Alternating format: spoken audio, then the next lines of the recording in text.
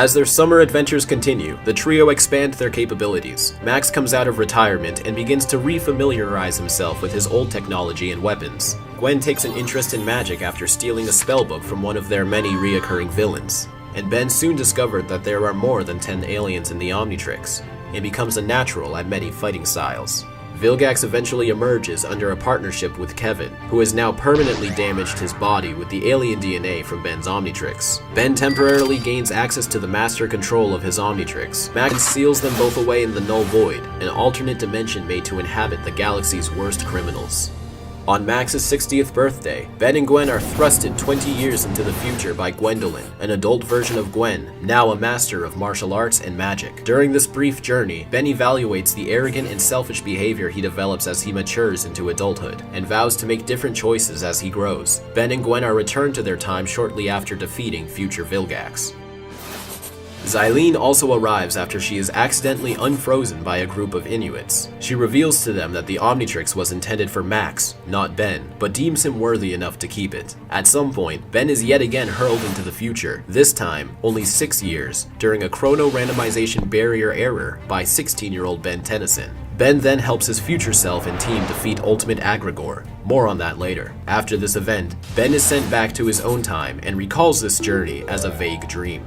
Towards the end of the summer, the Omnitrix's self-destruction is accidentally turned on during a battle with one of Ben's reoccurring enemies, Dr. Animo. Ben is taken to space by Tetrax, an ex-bounty hunter turned vigilante, to help Ben find the creator of the Omnitrix and turn off the self-destruct, as the destruction's power will destroy the entire universe. Vilgax escapes the Null Void and trails them, intending to steal the Omnitrix once and for all, or force the creator to build him a new one. The gang finally meet Azimuth, who at first refuses to fix the Omnitrix as he believes the universe is doomed to destroy itself anyway. In a last effort to save the universe, Ben battles Vilgax and his army one final time without use of the Omnitrix.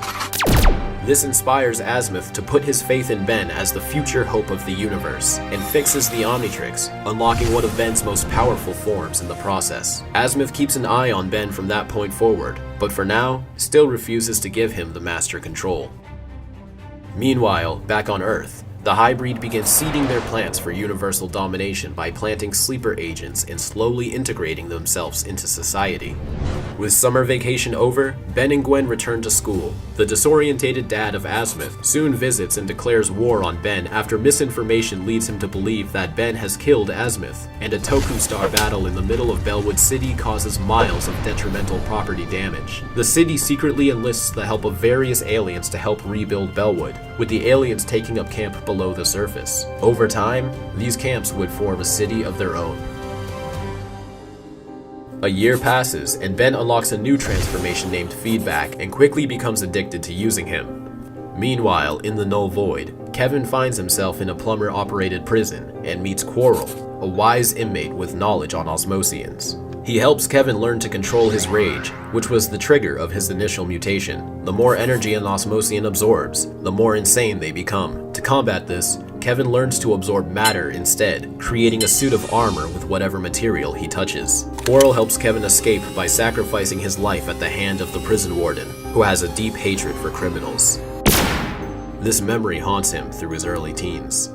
Still trapped in the Null Void, Kevin is found and recruited by Proctor Cervantes, leader of the Rooters, a special Black Ops division of the Plumbers. Cervantes was a corrupted scientist who frequently abducted children and performed experiments on them, attempting to create an army of superpowered beings that can assassinate a target known as the oncoming storm. When he discovered Kevin, he thought of him as the key to achieving his dream, and uses Kevin's powers to experiment on himself and a new team of children, creating the Rooters. After a period of training, the Rooters are sent to Earth to execute Ben Tennyson, with the assault led by Kevin.